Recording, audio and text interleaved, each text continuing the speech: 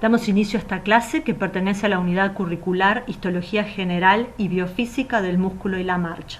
En esta clase jerarquizaremos algunos aspectos vinculados a la médula ósea y al proceso de hematopoiesis. Es importante repasar que los elementos formes de la sangre presentan una alta heterogeneidad, no solo en cuanto a sus características morfológicas, como podemos observar en estas imágenes, sino también en cuanto a su funcionalidad y a su ciclo vital. La vida media de estas células es muy variable. Por ejemplo, los eritrocitos alcanzan vidas medias de hasta 120 días. Las plaquetas 9 a 10 días y los granulocitos apenas tienen una vida media de horas a nivel de la sangre y los tejidos. Es entonces importante y necesario mantener una producción constante de células sanguíneas, de elementos formes, capaces de mantener en cantidades normales estas células, es decir, capaces de mantener los recuentos normales en sangre periférica y también capaces de afrontar requerimientos agudos de las mismas, por ejemplo, frente a un proceso infeccioso, un proceso inflamatorio o una hemorragia aguda. ¿Cómo y dónde se forman las células sanguíneas? Frente a esto surgen dos respuestas.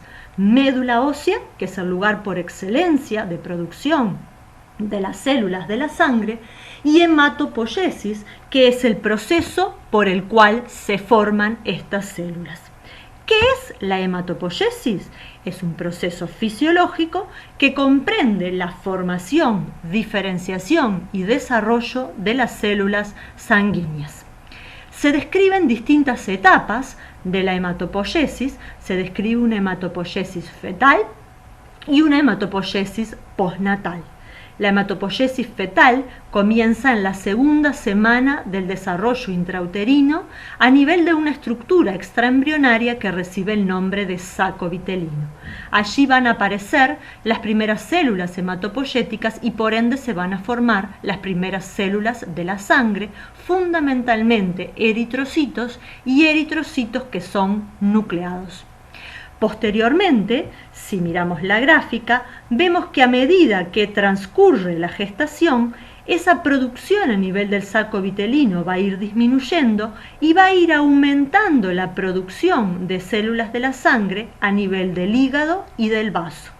Es decir, que hacia aproximadamente el tercer mes o quinto mes de desarrollo intrauterino, el hígado fundamentalmente es el principal productor de células de la sangre.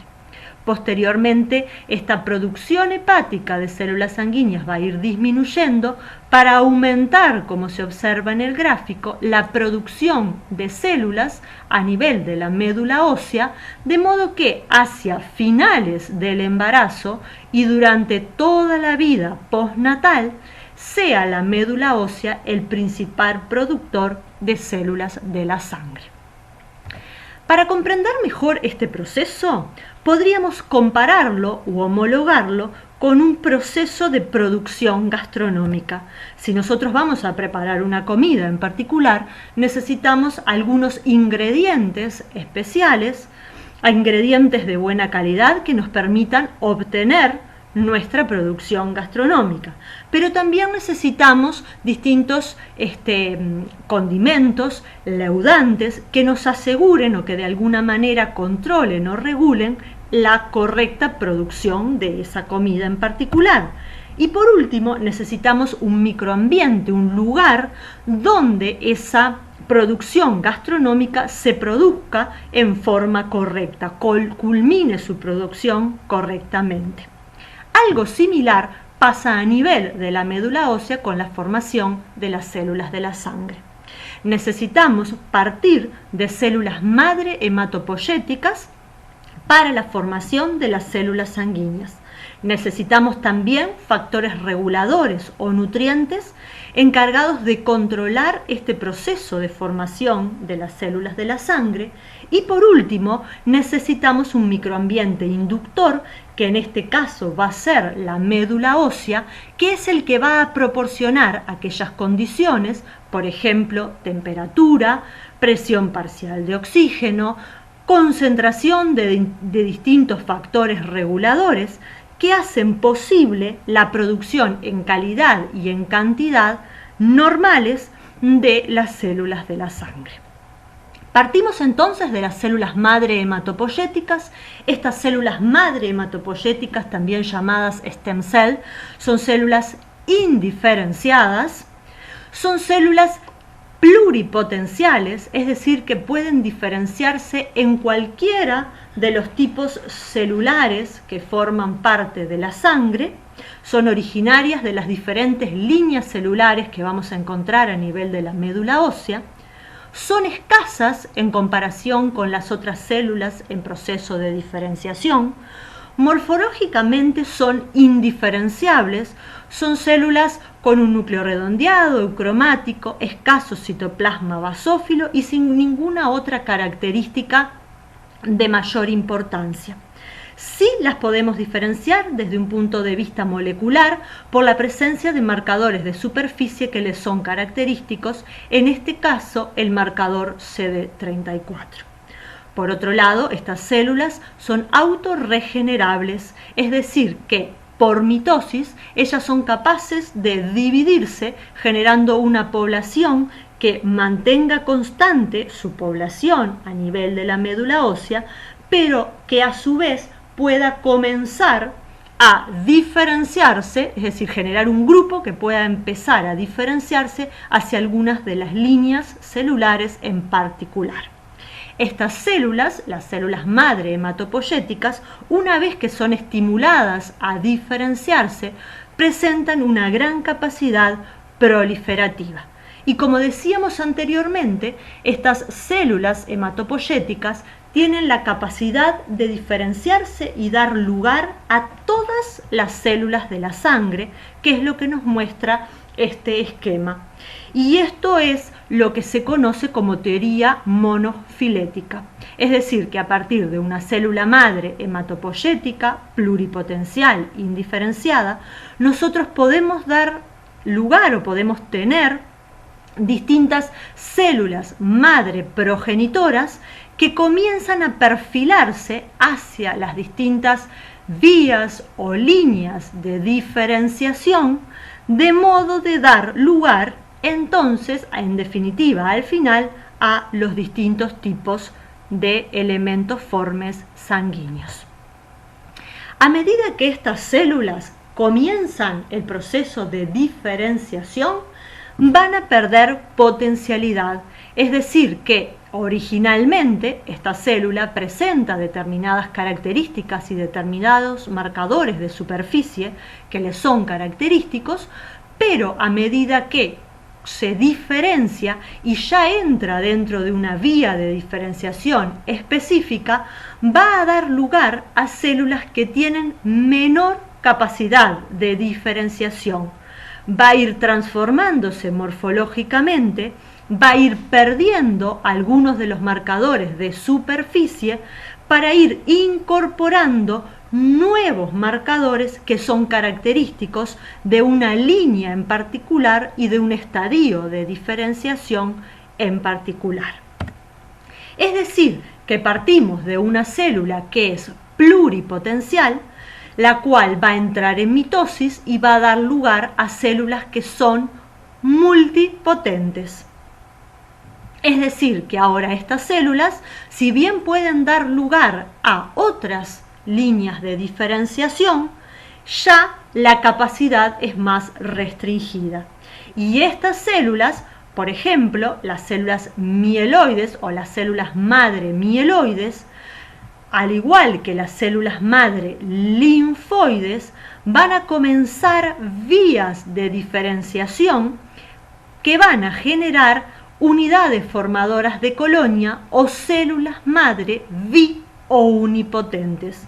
Una vez que comienzan esas células generadas, esas distintas vías de diferenciación, ya no van a poder ir para atrás, ya no van a poder ser ya no van a poder ser capaces de desdiferenciarse y dar lugar a otro tipo celular, sino que continúan el camino de diferenciación hasta la célula o elemento forme sanguíneo terminal.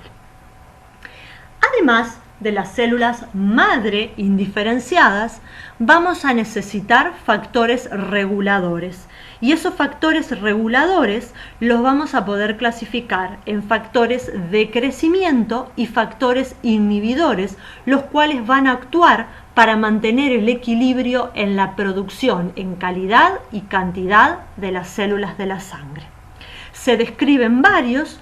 Entre los factores de crecimiento se describen a la interleuquina 3 y a otras interleuquinas como la interleuquina 5 o la interleuquina 7. En particular, la interleuquina 3 es un factor estimulador de colonia multipotencial. Puede intervenir en varias vías de diferenciación, fundamentalmente en etapas más bien tempranas. Otro factor que se conoce es el factor estimulador de colonia granulocítica monocítica, que va a influir o va a regular la diferenciación de granulocitos y de monocitos. El factor estimulador de colonia granulocítica, que ya es más específico de serie y va a intervenir específicamente en la diferenciación de los neutrófilos. La eritropoyetina y la trombopoyetina son otros factores que han sido estudiados recientemente y que incluso se han podido obtener en forma sintética. La eritropoyetina es sintetizada por el riñón y va a intervenir fundamentalmente en la diferenciación de la línea eritroide. La trombopoyetina, en cambio, se produce a nivel del hígado y va a participar fundamentalmente en la producción de las plaquetas. Dijimos que habían también factores inhibidores. Algunos de los factores inhibidores que se describen son el MIP1-alfa, el factor de crecimiento transformante beta, el factor de necrosis tumoral, algunos pentapéptidos como el pentapéptido P, prostaglandinas, el factor 4 plaquetario, los cuales van a controlar en forma negativa el proceso de producción de las células de la sangre. Otro fenómeno que es importante en la regulación de este proceso es el fenómeno de apoptosis, porque aquellas células que sean producidas en forma anormal, ya sea desde un punto de vista morfológico o porque sean producidas en exceso o que presenten alguna alteración, van a ser eliminadas mediante el proceso de apoptosis. Y otro elemento, por último, que es muy importante también en este proceso de producción de las células de la sangre, van a ser las interacciones fundamentales entre las células del estroma de la médula ósea y las células hematopoyéticas en vías de diferenciación. También van a ser importantes las interacciones entre las células y los componentes de la matriz extracelular de la médula ósea. Por último, distintas moléculas de adhesión celular van a participar en este proceso, como vamos a ver luego, que son importantes para la generación de las células de la sangre. Lo que nos muestra este esquema es cómo, a partir de una célula madre pluripotente, indiferenciada, a medida que esta célula comienza su camino de diferenciación hacia las distintas líneas o series en particular, vemos cómo existen distintos grupos o distintas asociaciones de factores de crecimiento o factores de regulación que van a estar interviniendo y que hacen que, por ejemplo, esta célula que comenzó su vía de diferenciación hacia la línea eritroide, cuando se encuentra con este grupo de factores de crecimiento y factores inhibidores, se va a diferenciar hacia un glóbulo rojo y no, por ejemplo, hacia un megacariocito que va a dar lugar a plaquetas, en cuyo caso la cantidad o el tipo de marcadores o de reguladores con los cuales se va a encontrar va a ser totalmente diferente. ¿Qué quiero decir con esto? Que el proceso de formación de las células de la sangre va a estar regulado por los marcadores de superficie de las células, por los factores de crecimiento que se encuentren con estas células en determinado momento de la diferenciación y por la interacción de las células en diferenciación con el estroma de la médula ósea y con las células y componentes que forman esa médula ósea, su estroma y su matriz.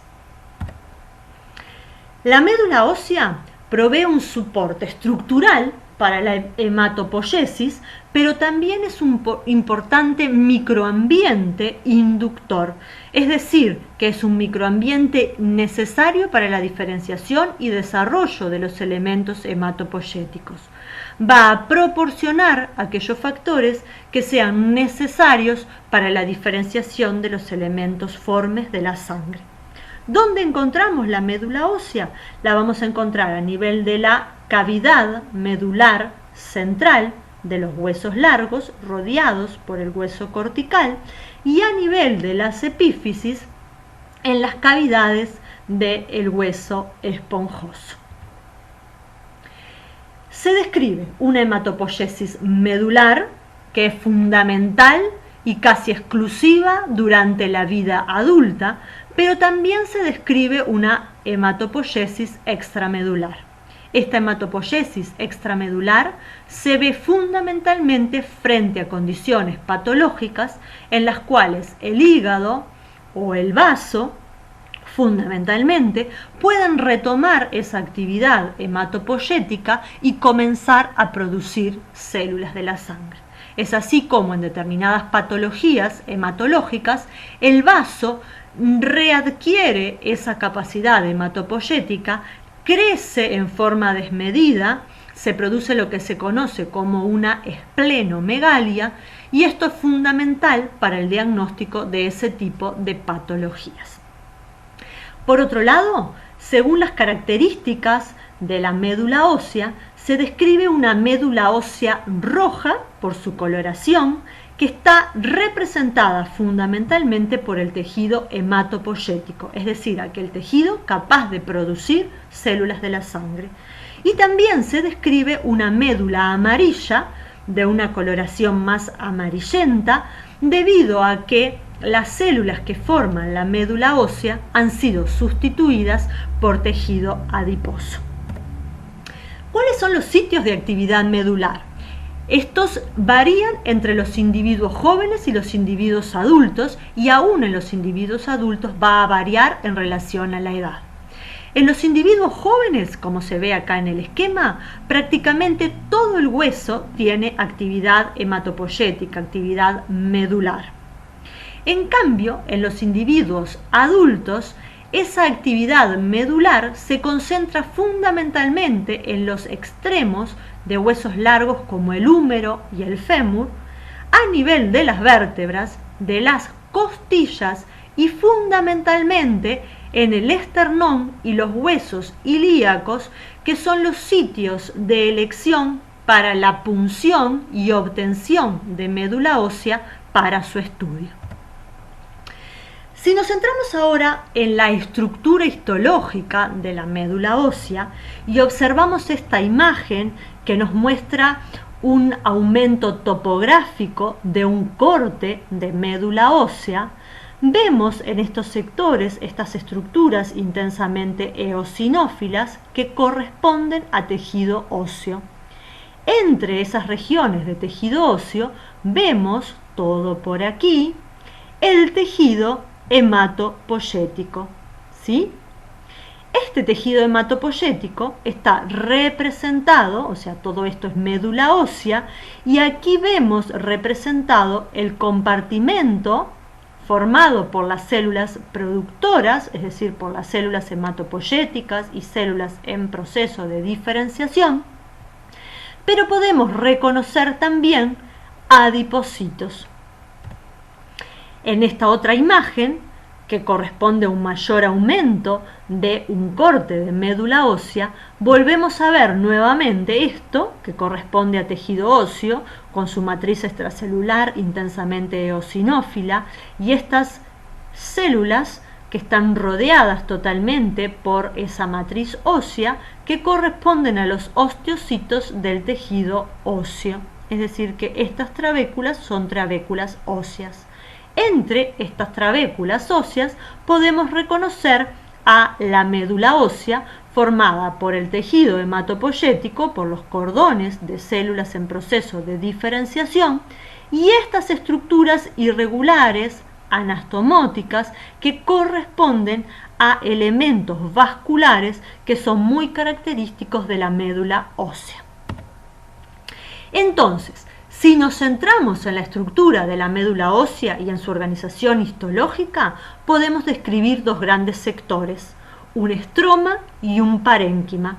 El estroma va a estar representado por un compartimento hematopoyético, es decir, por estos cordones de células, ¿sí?, como se representan aquí en el esquema, en vías de diferenciación, y por un compartimento vascular representado por los sinusoides de la médula ósea, que son un tipo muy particular de capilares sanguíneos.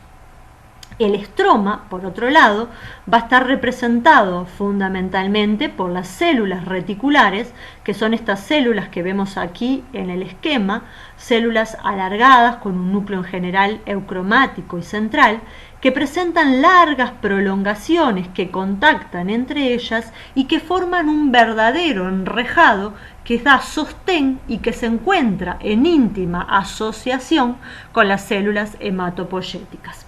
Estas células reticulares son capaces de producir fibras reticulares, es decir, fibras colágenas, que también forman un enrejado que da sostén y que alberga a las células del compartimento hematopoyético. Otros componentes del estroma van a ser los componentes de la matriz extracelular de la médula ósea.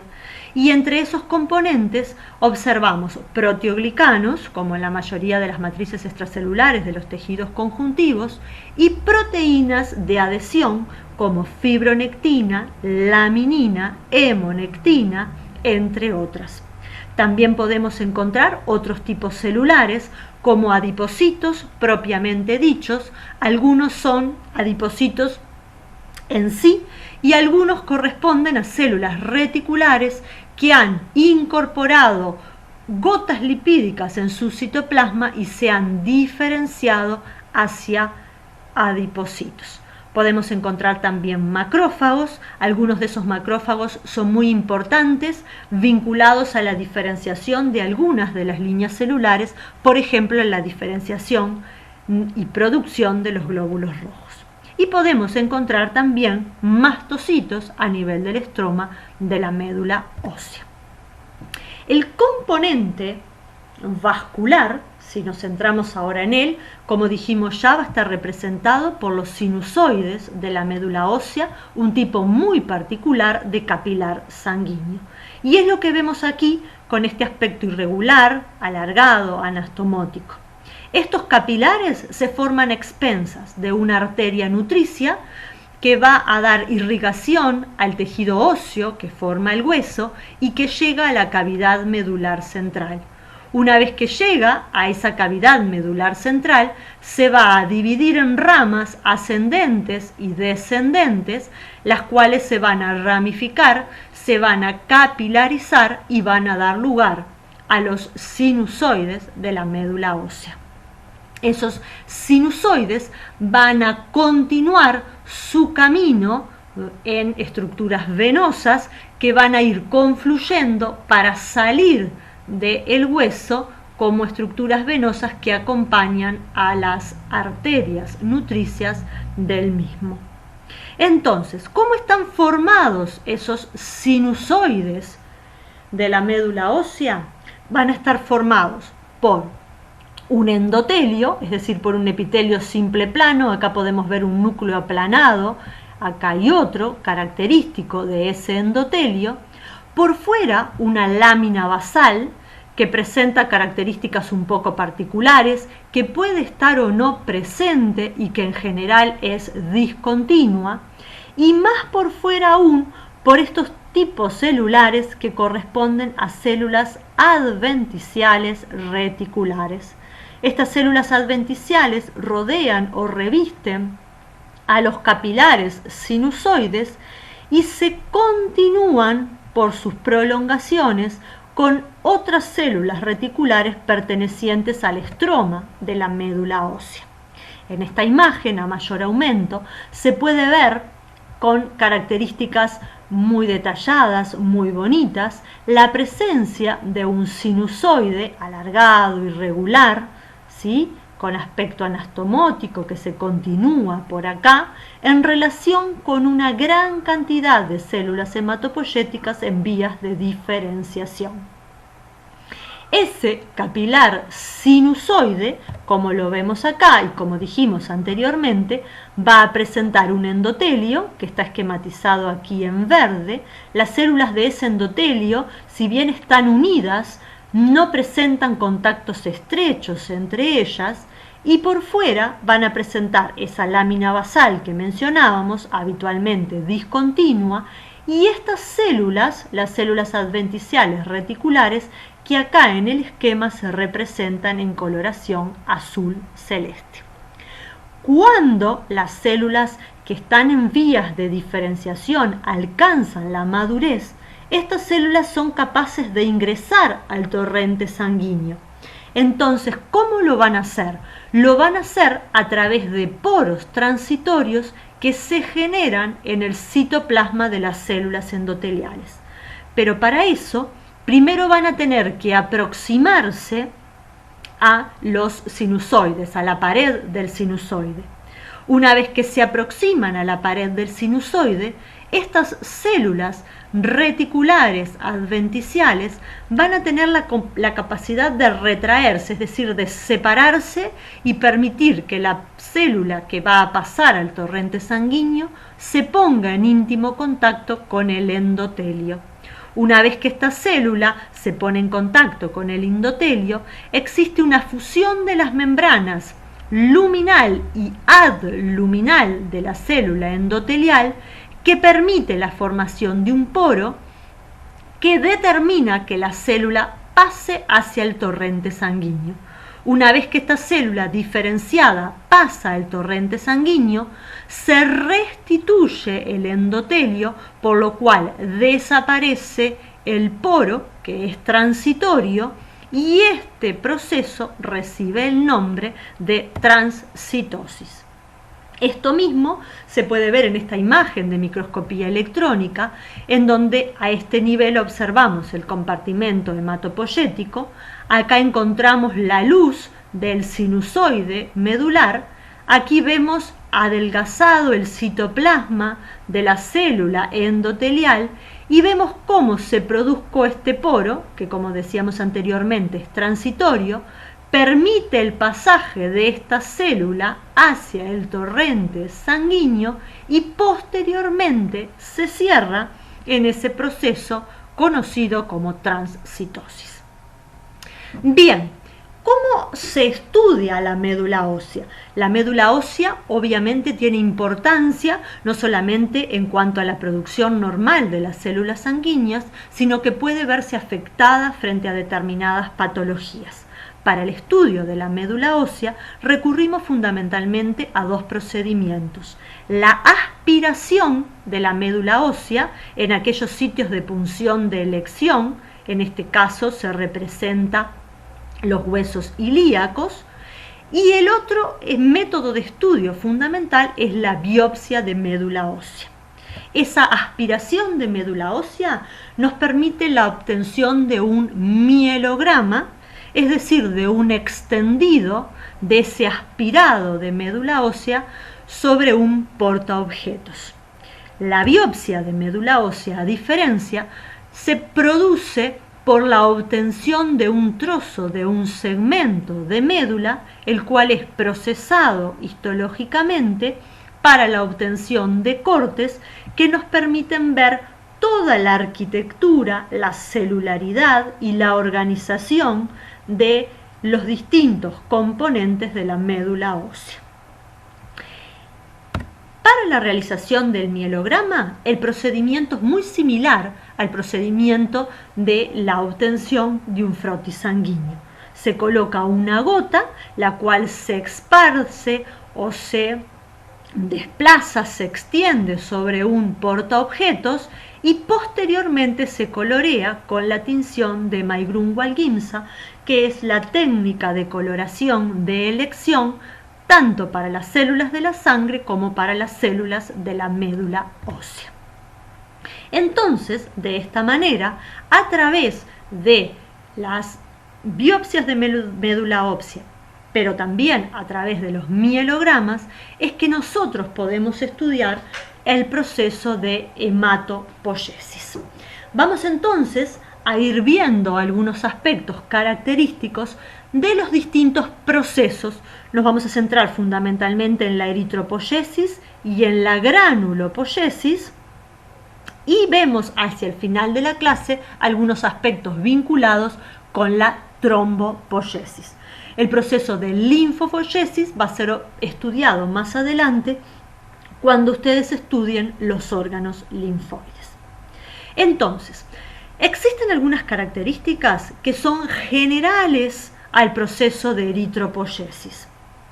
Esas características van a estar dadas por una disminución en la cantidad del citoplasma, es decir, una disminución progresiva del tamaño de la célula. Por otro lado, ese citoplasma, para ir reduciendo el tamaño, va a ir disminuyendo en cantidad, pero también va a ir cambiando en la coloración, va a ir disminuyendo la basofilia citoplasmática para aumentar la eosinofilia.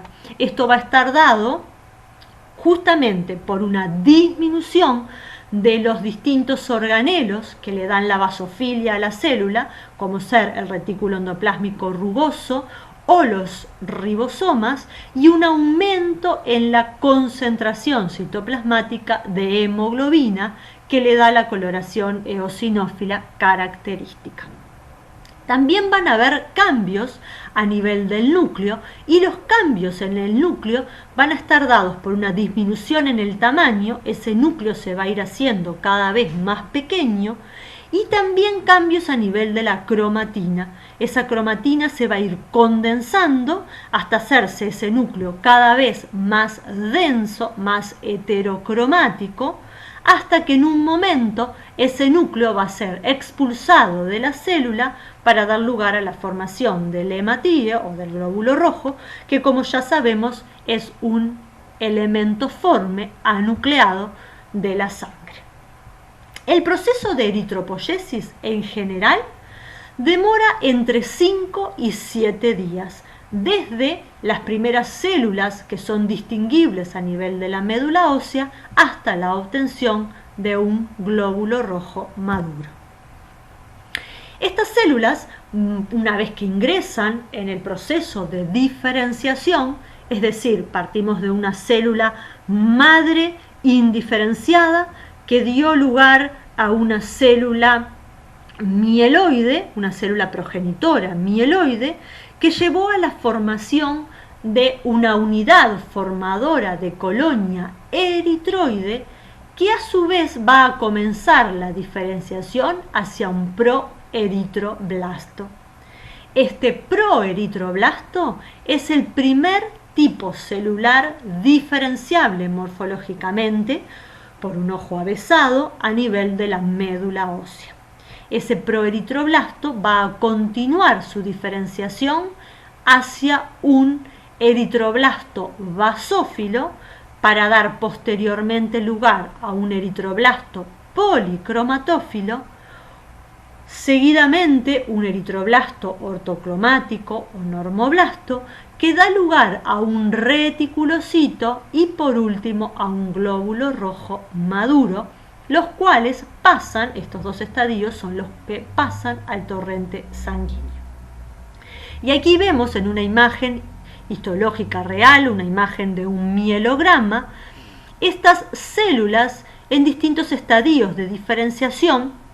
Esto corresponde a lo que se conocería como un nicho o un clúster de diferenciación, todas estas células están siguiendo la vía de diferenciación de la línea eritroide.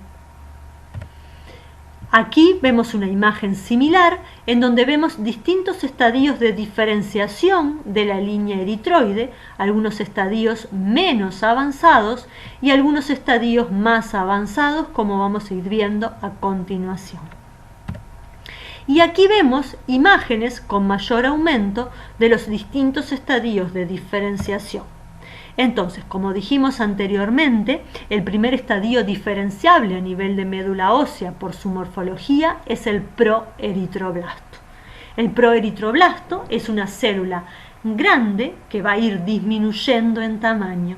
Esa célula grande presenta un núcleo grande, eucromático, que puede presentar más de un nucleolo, 2 o 3 nucleolos evidentes, y escaso citoplasma basófilo.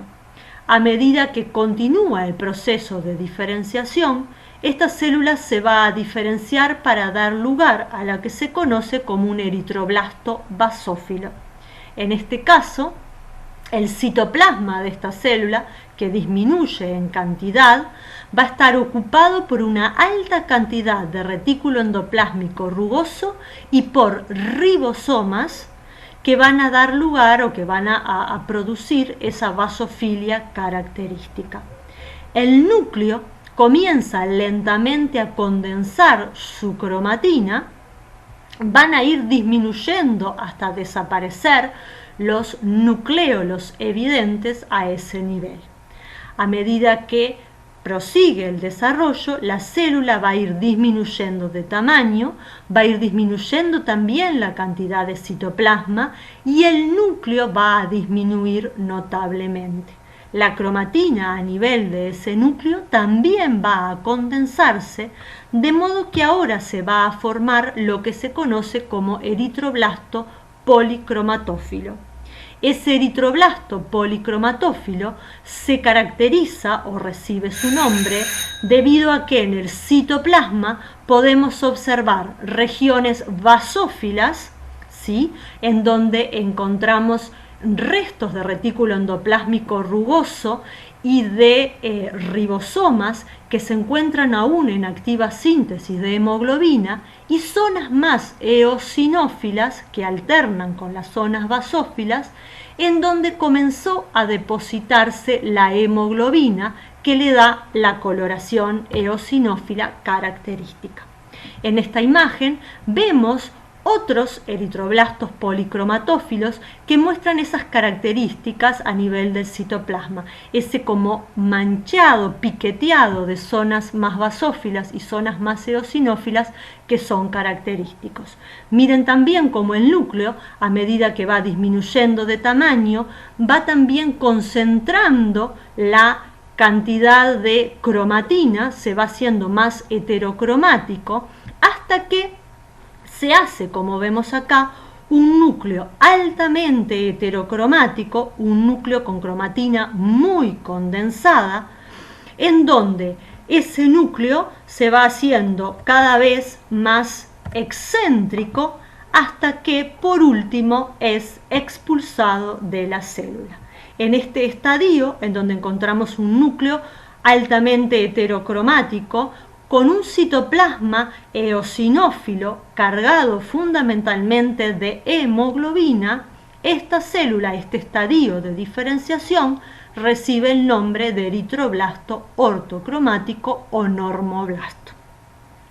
Una vez que este eritroblasto ortocromático expulsa el núcleo celular, se transforma en un reticulocito. ¿Qué quiere decir eso? Que esta célula, si bien ha expulsado el núcleo y la inmensa mayoría de sus organelos, puede persistir en su citoplasma algunos restos de retículo endoplásmico rugoso o de ribosomas, y eso se pone en evidencia cuando utilizamos una técnica de coloración que recibe el nombre de azul o violeta de Crecilo. por esas características, por ese reticulado azul violáceo que se observa en el citoplasma, es que esta célula recibe el nombre de reticulocito. Es una célula que ya es anucleada, que tiene un tamaño muy similar al de un eritrocito maduro.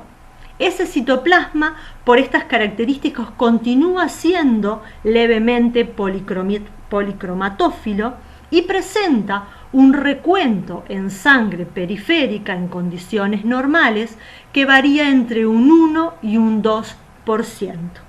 Y las características de este reticulocito y el recuento en sangre periférica es importante y se estudia habitualmente como control de la producción de los eritrocitos por la médula ósea.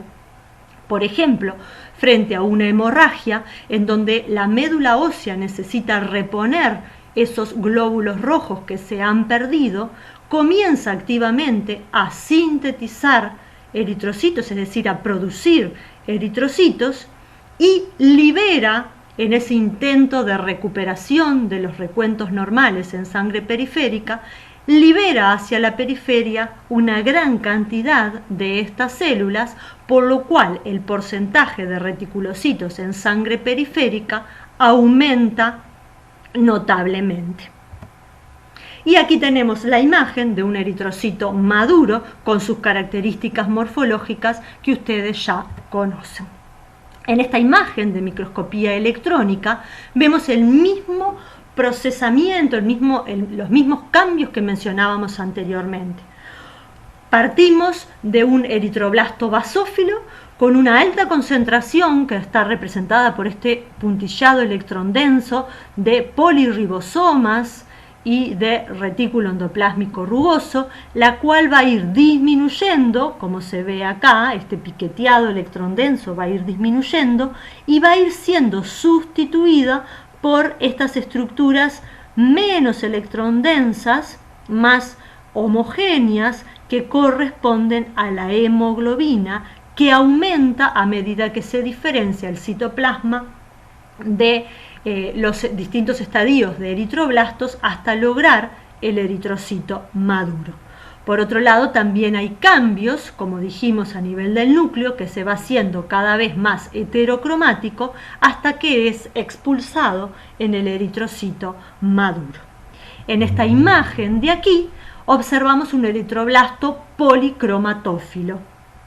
En este eritroblasto se puede ver, como se observa aquí en el recuadro, a mayor aumento, la alternancia de zonas que están contenidas o que están formadas por acúmulos de retículo endoplásmico rugoso y por zonas que están representadas por la hemoglobina que va aumentando en su concentración.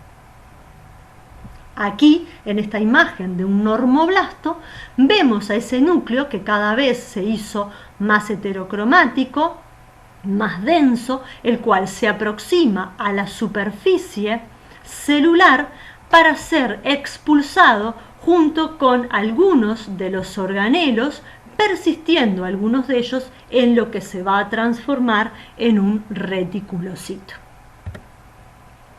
Bien, tratemos de estudiar ahora algunos aspectos vinculados a la mielopoiesis y en particular a la granulopoiesis. Como dijimos anteriormente, la diferenciación hacia la línea linfoide va a ser estudiada en clases venideras. Ahora nos vamos a centrar en la célula madre mieloide, que es capaz de diferenciarse tanto en la línea eritroide que acabamos de ver, como en la línea megacariocítica y en la línea granulocítica, que es la que vamos a ver ahora.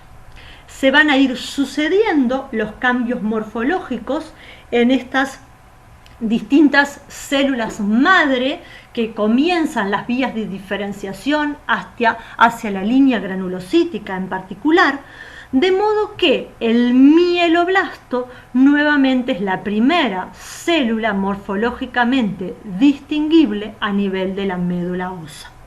Ese mieloblasto se va a transformar, es decir, se va a dividir por mitosis y va a dar lugar a un promielocito.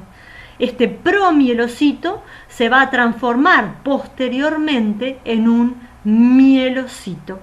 Hasta esta etapa, hasta este estadio, todas las células mantienen los mismos cambios morfológicos y los mismos aspectos característicos en su núcleo y en su citoplasma.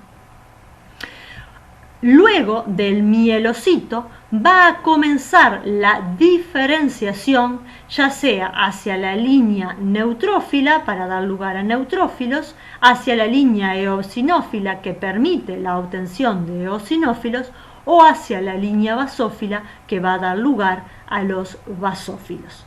Y eso va a estar determinado por la aparición de la granulación específica en el citoplasma de este tipo celular.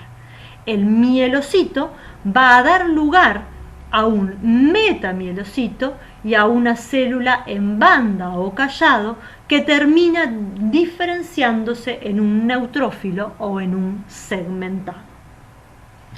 Los cambios que se van a dar en la granulopoiesis también los podemos caracterizar como cambios generales que están vinculados a una disminución progresiva del tamaño de la célula, como se ve aquí en cualquiera de los dos esquemas. Además de esa disminución progresiva en el tamaño de la célula, van a haber cambios tintoriales en el citoplasma que están vinculados a la reorganización de los organelos y a la incorporación de distintos gránulos, fundamentalmente los gránulos específicos de serie. Y este proceso, que dura aproximadamente entre 10 y 15 días, va a estar caracterizado también por cambios a nivel del núcleo que van a estar determinados por una compactación progresiva de la cromatina que hace que el núcleo adquiera una morfología característica, que sea cada vez más pequeño, que esa cromatina se vaya condensando para, en última instancia, lobularse y generar las lobulaciones características de cada tipo celular en particular. Acá tenemos una imagen que representa un nicho de diferenciación hacia la línea granulopoyética. Vamos a ver entonces las diferencias que hay en este proceso que lleva a la formación de los glóbulos blancos en relación con el proceso que acabamos de ver y que está representado aquí a este nivel, que nos determina la producción de los glóbulos rojos o de eritrocitos. Esto que vemos acá corresponde a un nicho de diferenciación, a un clúster de diferenciación de la línea o de la serie eritroide, y aquí observamos un clúster de diferenciación hacia la línea granulocítica, en donde podemos ver células en distintos estadios de diferenciación rodeadas por células ya diferenciadas, ¿sí?, en la periferia de estas estructuras. Bien, como vimos anteriormente, el mieloblasto es la primer célula diferenciable a nivel del microscopio óptico en la médula ósea, perteneciente a la línea granulocítica. Este mieloblasto, como la mayoría de las células más indiferenciadas a nivel de la médula ósea, presenta un núcleo que es bastante eucromático, que puede presentar nucléolos, 2, 3, hasta 4 nucléolos en su interior, y un citoplasma que es escaso y basófilo. Ese mieloblasto se va a transformar y se va a diferenciar hacia una célula que recibe el nombre de promielocito. Ese promielocito se caracteriza porque la cromatina a nivel del núcleo comienza lentamente a condensarse, los nucléolos allí presentes van a disminuir en cantidad, esta célula inicialmente como que aumenta de tamaño para después disminuir. Y se observa claramente en su citoplasma una importante basofilia. En este estadio comienza la aparición de la granulación primaria o azurófila, que corresponde, como ustedes ya saben, fundamentalmente a la presencia de lisosomas. Esta célula va a continuar sus divisiones mitóticas para dar lugar ahora a un mielocito. Es decir, que el promielocito disminuye en tamaño, disminuye la cantidad de citoplasma en relación al tamaño, el núcleo se va a ir haciendo más denso, se va a condensar más aún la cromatina, van a persistir muy pocos nucleolos a nivel del núcleo. Por otro lado, va a comenzar la aparición en el citoplasma de la granulación específica. Es decir, que en el mielocito la granulación es abundante, tenemos una abundante granulación citoplasmática primaria o basurófila y comienza la aparición de los gránulos específicos característicos de tipo celular. Ese mielocito progresivamente va a ir disminuyendo en tamaño, el núcleo se va a ir desplazando cada vez más a la periferia, vemos que la cromatina también se va a ir condensando progresivamente y una vez que ese núcleo se desplaza a la periferia va a presentar una indentación que lo va a transformar en un núcleo arriñonado, excéntrico, característico. Cuando la célula presenta estas características del núcleo y en su citoplasma aparece una notable cantidad de granulación específica, ese tipo o ese estadio de diferenciación va a recibir el nombre de metamielocito. Ese metamielocito va ahora a presentar fundamentalmente cambios morfológicos. Esos cambios morfológicos van a estar representados por una mayor constricción de la cromatina a nivel del núcleo, que se hace más densa. Ese núcleo también se va a ir adelgazando, se va a ir alargando y va a ir adquiriendo esta forma de bastón o de cayado que le da el nombre a la célula. Célula en cayado o en banda. Y el citoplasma de esta célula, que se ha hecho más pequeña aún, presenta las características típicas del tipo celular en particular, ya sea de un neutrófilo, ya sea de un eosinófilo, ya sea de un basófilo. Pero sepan que el cayado o célula en banda se caracteriza o se describe solamente para la diferenciación de los neutrófilos. Y acá ya observamos en esta imagen distintas formas en las cuales se puede observar, dado que esto es un proceso progresivo, es decir, distintos estadios de diferenciación en el cual ese metamielocito fue aumentando la concentración o la condensación de la cromatina, se fue adelgazando y condensando ese núcleo y ya el citoplasma adquirió las características típicas de una célula diferenciada madura. Es decir, en este caso de un polimorfo nuclear o de un neutrófilo. Como dijimos anteriormente, y esto es importante resaltarlo, el mieloblasto va a dar lugar a un promielocito, ese promielocito va a dar lugar a los mielocitos, que es donde aparece la granulación específica, y es justamente en este estadio que nosotros podemos diferenciar un mielocito neutrófilo de un mielocito eosinófilo y de un mielocito basófilo.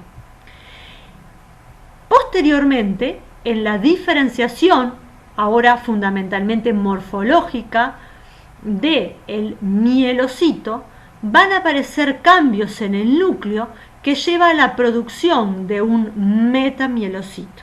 Nosotros podemos reconocer un metamielocito neutrófilo y diferenciarlo de un metamielocito eosinófilo y de un basófilo. Pero a partir de este estadio, la célula en cayado o en banda solo es posible observarse en el proceso de diferenciación hacia el neutrófilo, no observándose este estadio de diferenciación ni en el proceso de diferenciación de los eosinófilos ni en el de los basófilos, en el cual aparecen los lóbulos nucleares o las indentaciones o la forma nuclear que es característica, junto con las granulaciones específicas que les son también características en su estadio terminal de diferenciación. Acá observamos algunas imágenes de microscopía electrónica de transmisión, en donde se observa un metamielocito neutrófilo con su núcleo excéntrico, escotado o arriñonado característico, y las granulaciones específicas características de los neutrófilos.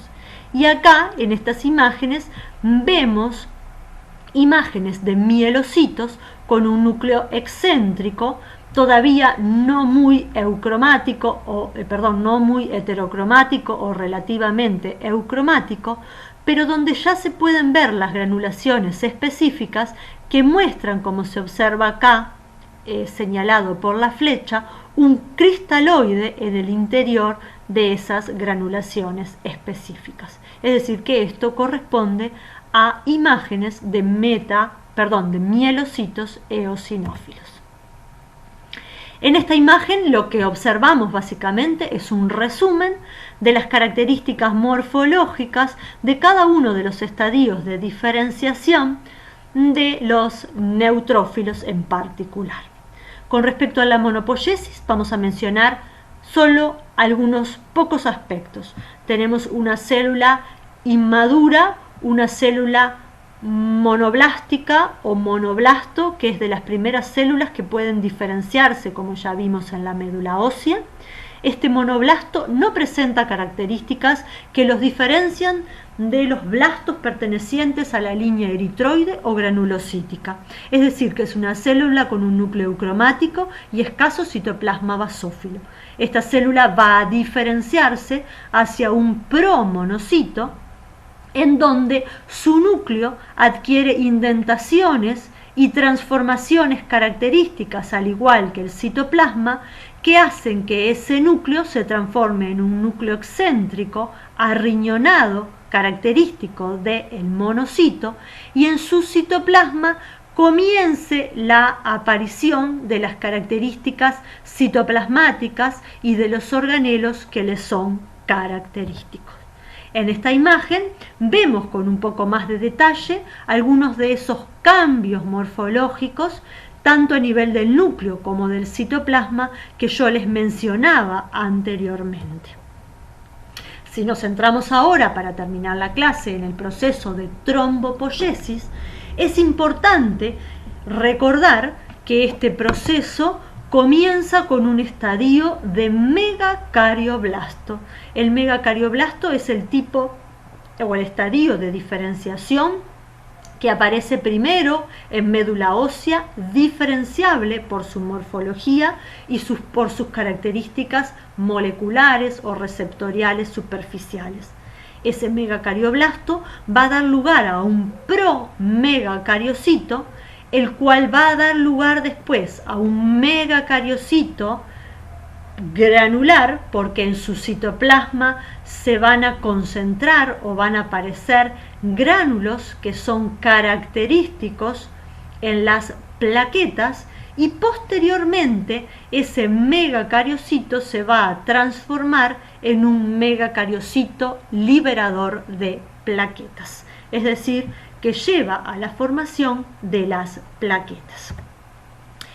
Ese promegacariocito es una célula que es relativamente pequeña, como veíamos en el esquema, en cuanto al proceso de diferenciación. Y su núcleo es un núcleo relativamente redondeado, con escasas lobulaciones. ¿Qué es lo que va a pasar a medida que avanza el proceso de diferenciación? Ese megacardioblasto va a ir aumentando en tamaño, va a ir aumentando la cantidad de citoplasma hacia el promegacariocito y hacia el megacariocito propiamente dicho, y va a ir aumentando no solo el tamaño del núcleo, sino también las lobulaciones del megacariocito. Y esto es fácilmente reconocible en imágenes al microscopio óptico obtenidas mediante un mielograma. Fíjense en cómo aumenta el tamaño de la célula, ¿sí? A medida que avanza el proceso de diferenciación. Esta célula aumenta la cantidad de citoplasma, se hace una célula verdaderamente gigante, como es el caso del megacariocito, con un núcleo muy grande que presenta muchas lobulaciones. Es un núcleo multilobulado. ¿Y a qué se deben las características morfológicas del megacariocito? A lo que se conoce como un proceso de endomitosis, es decir, que este megacariocito va a sufrir mitosis, es decir, va a haber fundamentalmente una replicación del material genético, el número de cromosomas aumenta, puede pasar de n número de cromosomas hasta 64, puede llegar, es decir, que es un núcleo realmente poliploide, gigante, multilobulado, pero como nunca se produce la separación de los cromosomas ni la separación citoplasmática, esta célula crece, aumenta en tamaño, aumenta en citoplasma y aumenta en lobulaciones en su núcleo. A medida que se van produciendo estos cambios, esta célula sintetiza también los gránulos con el contenido característico de las plaquetas que comienzan a localizarse y organizarse en la periferia del citoplasma de la célula. A medida que prosiguen estos procesos de diferenciación, los megacariocitos van a ir desplazándose hasta localizarse cerca de los sinusoides. Y en esta imagen se ven claramente dos megacariocitos que, como los vemos en esta imagen, son células gigantes que llaman mucho la atención, que es lo primero que reconocemos generalmente cuando observamos un extendido de médula ósea al microscopio óptico. Vemos el abundante citoplasma y los múltiples núcleos a nivel, los múltiples lóbulos a nivel del núcleo. En ese citoplasma, si miramos una imagen de un megacariocito al microscopio electrónico de transmisión, vemos nuevamente la aparición de gránulos que van a empezar a concentrarse hacia la periferia, y lo vemos más fundamentalmente en este sector del citoplasma. Vemos el núcleo que se lobuló, y vemos cómo en ese citoplasma aparecen invaginaciones de la membrana que se introducen hacia el interior del citoplasma y establecen como unas especies de calles que van a compartimentalizar el citoplasma del megacariocito. ¿Qué es lo que sucede o cómo se produce la liberación de las plaquetas? Bueno, dijimos anteriormente que a medida que avanza el proceso de diferenciación en la línea eritroide hacia en la línea megacariocítica hacia la producción de las plaquetas, vemos cómo ese megacarioblasto se va a ir diferenciando para dar lugar a un promegacariocito y en última instancia a un megacariocito. Ese megacariocito, célula gigante, se va a ir desplazando lentamente y se va a ir poniendo en contacto con la pared de un sinusoide de la médula ósea. Es así que las prolongaciones citoplasmáticas, o mejor dicho, el citoplasma de este megacariocito se va a introducir en los poros transitorios que se producen a nivel del endotelio de los sinusoides de la médula ósea, estableciendo la producción de prolongaciones que se introducen como dedos de guante hacia el torrente sanguíneo. A ese nivel, ayudados o estimulados por el flujo sanguíneo, ese citoplasma que ya está fragmentado por la invaginación de la membrana citoplasmática hacia el interior, como vimos anteriormente, va entonces a fragmentarse, va a romperse, va a desprenderse, de modo de liberarse las plaquetas hacia el torrente sanguíneo. Y en esta imagen vemos algo similar. Vemos el megacariocito que se aproximó al sinusoide, esto correspondería a la luz del sinusoide. Vemos cómo se establecen esos poros transitorios en la pared del sinusoide, ¿sí? Específicamente en el endotelio sinusoidal, por los cuales se introducen estas prolongaciones citoplasmáticas del megacariocito, las cuales van posteriormente a fragmentarse, desprendiéndose en el interior del torrente sanguíneo las plaquetas. El resto del megacariocito puede permanecer en médula ósea, donde va a ser fagocitado por macrófagos allí presentes, o incluso puede ingresar al torrente sanguíneo, circular por el torrente, ¿sí? Y llegar incluso a los pulmones, donde es fagocitado. Bien, si no hay dudas, les dejo la bibliografía para que puedan estudiar y estudien, y frente a cualquier duda nos encontramos en los foros para poder discutir dudas que les hayan quedado. Gracias y nos vemos en la próxima.